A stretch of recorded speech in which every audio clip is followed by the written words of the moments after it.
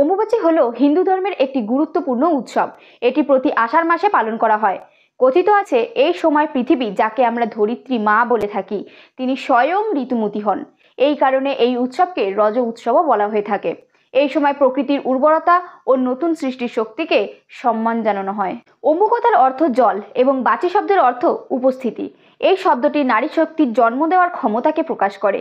এই সময় শুভ কাজ, জমি চাষ, মন্ত্রপাঠ এই সমস্ত কিছু বন্ধ রাখা হয়, কারণ মা ধরিত্রী এই সময় বিশ্রামে থাকেন। অম্বুবাচী উৎসবের প্রধান কেন্দ্র অসমের গুয়াহাটির কামাখ্যা মন্দির।